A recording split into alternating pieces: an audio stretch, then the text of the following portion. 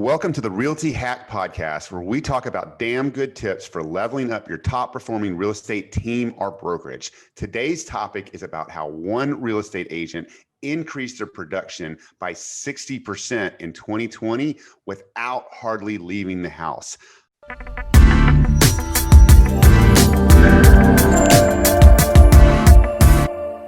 My name is Ryan Rodenbeck, broker owner of Spyglass Realty. And I'm Kelly, the Director of Marketing here at Spyglass Realty. Today we have on the podcast John McCarthy, our Spyglass Sales Manager. How are you doing today, John? Hey, Kelly. I'm doing well, thanks. How are you? So I'm real excited. So Johnny, we call him Johnny here, is been our sales manager for a couple of years now, and quite frankly is one of the best converters in the world. I always, I've been a little bit out of practice, but I always thought I was good. Johnny blows me away when it comes to conversion. He's got it going on right. And one of the interesting things that had happened was this year, 2020, when COVID hit. Johnny, you guys had recently just had a baby, like right before that. Is that right? Yeah, he turned one, like the first weekend of COVID quarantine, actually. So right, yeah. and then didn't y'all have he had some kind of condition where you were a little bit more, you were worried about basically exposing him to COVID? Yeah, so the baby, he was one. Our daughter, who is now 5, she has asthma or viral induced asthma. So she was actually hospitalized twice in 2 weeks prior to COVID, the announcement of everything. So we had to go on lockdown immediately, seriously. Yeah.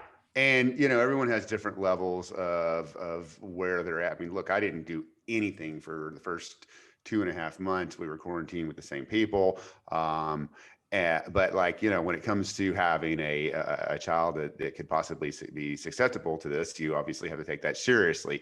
And the reason we mention this is because Johnny has been on a serious lockdown and took his business to, and he has other duties here. He's also, helps train our agents and, is involved heavily in leadership, but basically took your business from like just under 6 million to right at 9 million, or was it more than that? It's 10.5.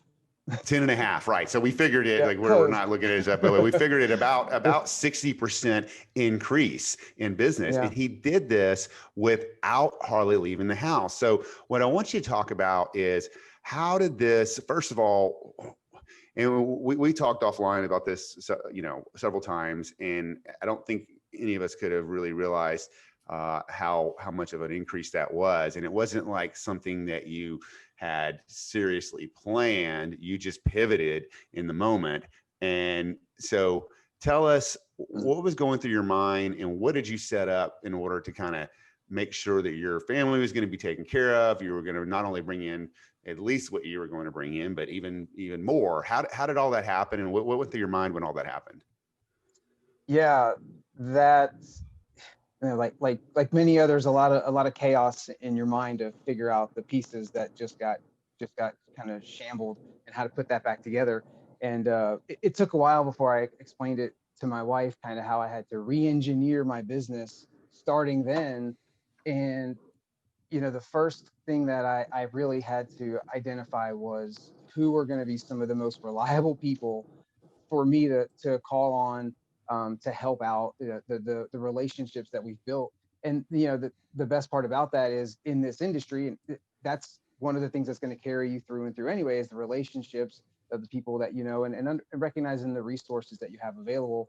So within Spyglass, we were starting a training program, so there was agents there that needed to learn, and were going to be available to do a lot of the tasks, a lot of the activities through the roles that I would have normally had been doing out and about.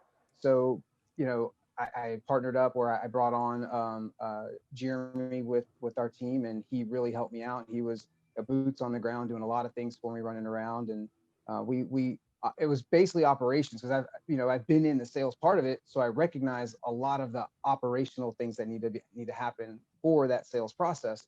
So it basically was pretty natural for me to just kind of coach him and coach really any of them through the operation of the sales process, because that's what I needed to do to survive and make money prior to COVID. And I just needed to make sure that I had some other people doing that very well with me so that Yeah. I could still continue the business. I didn't know what business was going to stay or leave or Mhm. come back in March. I had no idea. and Yeah. that was when nobody had, so yeah, basically the relationships that I fostered, really digging into those. Yeah, and I think looking back, looking back at what you did, where we've tried to set up and kind of change our business, because what we realized is we've hired new agents. We put a limit on that because we really work to make sure that we're not fogging mirrors to get in Spyglass Realty, right? And so recently I've implemented this thing where we've got 4 new agents per year, right? That we hire. Now we can have where we're also working with teams, trying to help agents develop teams. And a lot of what you did was like, okay, let's set this up as a model for agents that either are on our brokerage or people that may be coming on that want to develop a team. Because what Johnny did was he would onboard a client via Zoom with the showing assistant, and he has a relationship with a monetary relationship that he compensates them for. And what we figured out was that, like, it was really good for Johnny, but it was also really good for Jeremy too, because Jeremy was in the trenches doing business. It's such a great apprenticeship for him, in the sense that when he was able to start taking his own clients and convert his own clients, he did so with so much confidence. And that all comes from this relationship that you had. So what is your process when you're taking on a new client? And this is a question that we get a lot from other agents, right? That want to build the team, or that want to hand off a client, and they're worried about how that's going to look to the client. And I'm here to tell anyone that's listening, it doesn't matter, right? Because Johnny has done it so many times, and it is seamless. They don't feel like they're being handed off. They feel like I get the reviews back. Everyone is super happy. So tell us, what's your process for that? That gave me a minute to kind of think a little bit, because the process has been a work in progress every day, really, because what is it that we're going to do? How am I still going to help my clients? And I think the biggest piece of it is that whenever I have a new client, whether it's a friend of mine that needs help in real estate, or if it's someone random off of Facebook or through the internet that needs help, I've been through the process, so I know what this client needs from the moment they interact with me. I know what they need after they interact with me through that process, whether it's buying or selling, all the way to the closing process and then after. Okay, so it's step one, right? Is you're calling them strategy sessions, which I love that, right? Yeah. So step one is, I love talking to the people on the phone, connecting with them first, and understanding a little bit about what it is that they need, so that I can figure out what is the next step that I should take with them. Some people don't need to talk to me for very long right now, and some folks really need to get a real good idea on a plan of action. So a strategy session is what they really need. And a lot of times that people looking online, it's kind of, they're getting hit up by a lot of agents, and they're getting bombarded with information. And I just, have to take a step back, because I know they're getting a lot of this information, and say, look, we have a plan, and I can help you. My team can help you. We just need to schedule a time. We can sit down and I'll show you. And if you're open to that, and I can, there's no obligation to work with me or my team, just to help you, because it sounds like you have a lot of things going on, and we do this every single day. So, understanding a little bit about what they need now to help set up a next step, which is usually a follow-up. Sometimes, they have an urgent need. So, there's something I can help you with right now, because that happens. And some folks are like, they're like, I need to move in the next 30 or 45 days. Like, work just told me I can move remotely, and I hate where I live. And I was like, wow, okay. So whether they need to react and respond right now, or if they need a year or two to plan, I can help you right now by just let's schedule a strategy session. We'll identify some of the key components, and then we just put a plan together based on what their goals are. Yeah, but let's talk about how that works with regard to the handoff. So, and what I Okay. mean by that is you're scheduling a strategy session via Zoom. Jeremy's on that session, is that right? Sometimes, well, so that when we schedule it right now, the most important thing is that we're trying to be flexible with timing so that we can accommodate someone's schedule for a Zoom strategy session, get them on video. And that's hard to coordinate between three of us or four of Mhm. us, or even if the client or the potential client's in a different time zone, they're in New Yeah. York or California. So we're scheduling it, and then Jeremy's usually available during, when I don't have the kids during like normal business hours. But a lot of folks are available after hours, and that seems to work well. And they've got stuff going on during the business day as well that they're just kind of busy. So But at this time, you're introducing whether he's there or not, but you're setting the expectation is like, okay, we work as a team, and you're basically doing a client intake form, right? And whether he's there or not, you're saying, okay, this is you'll be working with Jeremy. Is that it? yeah, so when we set up the appointment, so basically I tell them that we're going to set up a strategy session with me and my team. I don't really set the expectation there as to whether it's going to be me or a team member, because we're still scheduling. And again, I know that it could be there's it doesn't necessarily have to be me at that point, because I know that Jeremy could run that consultation by himself, running kind of the same thing, right? So when we get that Zoom, it's usually Zoom. Sometimes it's a Zoom where there's no video. Sometimes it's just a call, but a lot of those that I'll record, and I'll ask them if we can record it. I'll show them a little quick presentation that we're going to go through, a little 6-step process, and say, hey, you guys okay that we cover these things? Because this will help us. It won't take us very long. And then there's a longer version that I can go into with them that uncovers a lot more information. Yeah, So depending on the personality of the client, right? right, yeah. So throughout this year, it's been a lot of teamwork back and forth. Sometimes both of us, sometimes just me, sometimes just him. But the thing about it is that we got very efficient at it pretty quickly. So we Hmm. started getting, we started having a lot. We're connecting with a lot of people. Look, a lot of people Yeah, that were looking at real estate were serious, because if they're looking at real estate during the pandemic, they're not wasting time. I think yeah, that was a key component. So, setting that strategy session, showing people that we can help them, that's all they needed. They needed help. So we can yeah. do that. And then from there, it was a very soft, approach to it. Um, So basically, you yeah, have and the bottom line is that like you have a process when you're on the intake that you're not going to be the one that's showing them the properties. most likely, most of the time, because I do let them know, this isn't about me. It's this. I have a team structure. There are agents in place, and I have administrative support as well. So depending on what your goals are, your timeline, we look at things on a map. There's agents in the company that are encompassing all of Central Texas here. So I lean on the company. Like, we have a very powerful brokerage, and I use that because it's going to help people. The culture of our company, the collaborative efforts of our team, our agents, we all have a very common, vibe of wanting to help each other out, which is phenomenal, especially during these times. So, um, So you're relying setting the on expectation right up front, then. saying right up front, Yeah. that there's agents in place to help us do everything that we need. We need to be responsive. If we need Zoom videos done, if boots on the ground, like we've got it covered. And so as you're doing this, when you take a buyer and let's say you have Jeremy or Corey or one of our agents show property, are you still staying as the main point of contact? Sometimes I am, sometimes I'm not. It depends on, I mean, there's relationships that are built.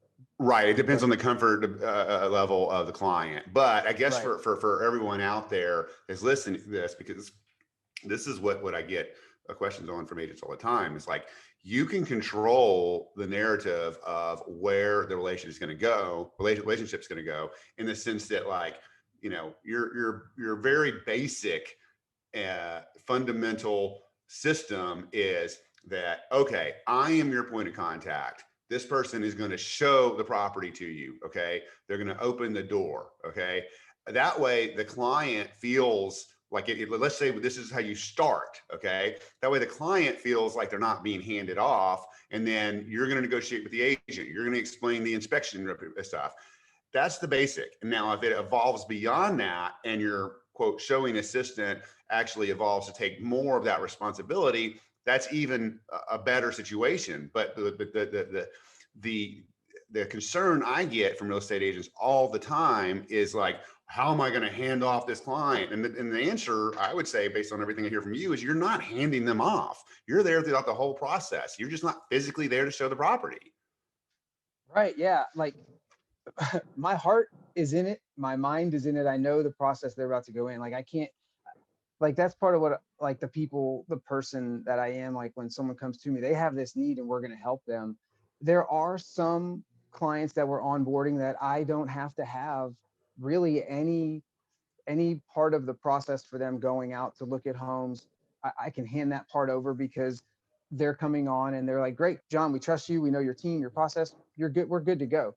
And then there's some that are like, we really want you to kind of hold hand us a little bit more because, you know, you're our friend, or you came from a different particular place for us. So, you know, okay, great. So, and that helps because it's, you know, I thought that was going to be, and it is challenging sometimes. I thought it was going to be very challenging, but just knowing that the process is there so that really, if I get busy, an influx or something, I can say, hey, you know, we've got people in place that can help out and they can pick it up anywhere right where I left off. And another thing on that is a simple group text saying, hey, so-and-so, Mr. Client, this is Jeremy. He helps me showing properties, opening doors up. So anything that you need, you can just hit us up here on the group text. Yeah, so Sonny and I have been doing that for years with our clients. It's like as soon as we onboard them, you know, we're like, all right, I would do group text, especially with listings. It was with, you know, Sonny, Angel, my stager, and that just really helps because different people can answer different questions. Yeah, yeah. And you know what? I had another thought on on that onboarding process a little bit because, you know, I had to do some things a little bit more unorthodox than I typically would, maybe giving more of value to somebody that I might not, like a stranger, you know, I might want to try to earn their trust a little bit more to get them to set up like a virtual Zoom strategy session because they don't know me from anybody, but sometimes they wanted some more information. So, you know, something that we were doing, but I would have that conversation with them and understand a little bit more of what they wanted immediately. Like, I want to look at homes under 400,000. Great. So I'm going to go ahead and have Jeremy on my team or one of the agents on my team go ahead and send you a video of a customized property search just to kind of get you a feel of what's going on. And that video would go out. And that was like an instant rapport handoff to another agent to start working with this client, you know, that I didn't have to, you know, they're taking the reins on the property showing aspect of it to let that prospect know that I'm not the one that's going to be doing the property showing aspect of it. And that's huge because that's a real big burden to be able to, you know, run operationally if you're taking over the buyer agent role and showing agent role. So that worked really well. That is working really well. Right. So Johnny, I had a question to kind of wrap things up. So you gave us a lot of valuable insights as to like your background, how you got to this point, and how you kind of foresee the future. Do you have any words of advice for people similar to your position where maybe you're a parent and have like kids and don't have the flexibility to go out and do stuff? What do you think some people out there might need to hear from a position where you're in that you're doing just fine? Yeah. Well, one, know that it is challenging because there are a lot of moving parts and in, you know, there is a time that things are going to shift again in business and operations. And even at that time, I think like words of advice that I could give, thinking through what helped me is really identifying what are my strongest relationships for people that I can count on that are going to help me, but also, you know, I'm going to be able to help them as well, because this wasn't just about helping me with my Yeah. business. It was I mean, really, I'm excited to see what the agents that I have worked with over the past year, like, They're killing it. They're I mean, I can like, tell you right now, they're going to do amazing. And, yeah, and to clarify that, what he means is within our brokerage, right? within our Like, brokerage. yeah. Yeah. What we've realized, oh, sorry, I'm go gonna tell ahead. you I had a revelation today, and this is what like every day it's like, oh, I did this yesterday. There's a nuance that I can fix and make it better. And I had a call with one of our newer new agents, been licensed just a few months, and she was doing something that it took me a year to figure out how to kind of put together and do effectively. And then I was like, oh my gosh, you're doing this in 3 months. I can't imagine what you're doing in a year. You know, and then I see, you know, our sales channel, you know, getting pinged with our deals. So it's great. Absolutely. And you know, I think what we have learned from this is that like this, because we want to work with agents that want to build teams, right? We want to help them through this. And this is a model that, you know, Johnny will be teaching to team leaders. And, you know, we can help people, even people that like they want to build a team, but they don't know how to start that. Like we can give them one of our newer agents and say, okay, let's do like a little mini team for apprenticeship for a couple months, right? And then they can get used to that. And then they say, okay, I'm ready to make my first hire as that. So my last question to you, Johnny, is what would you say to people that are hesitant about, okay, I'm doing 13 million in sales and it's all buyers and I need to leverage my time, but I'm real reluctant to do the handoff. What would your advice be to them? What would you say to encourage them? It's a leap of faith. Yeah. You know, I in my mind there was a lot of things I knew that help someone and people could help me with, right? But like I was at a spot where I had to do out of necessity. Yeah. So I wasn't really able to think through whether or not it was just a forced leap of faith. Like, gosh, Yeah. this has to, and it has to work, you know. So Yeah. what I do, I just got to get a little bit better at making sure that the customer service side of my business is still, you know, impeccable, if you will, you And it know. is. So Yeah, no, um, we've had zero complaints, nothing but really good things said about all you guys, and I just really appreciate that. Where can anybody that is listening find you on social media? best place is on Facebook, Okay, John McCarthy Real Estate on Facebook, or at Johnny Mac Spyglass Realty on Instagram. got it. Kelly, any parting words or anything? No, just want to say thank you so much for your time, Johnny.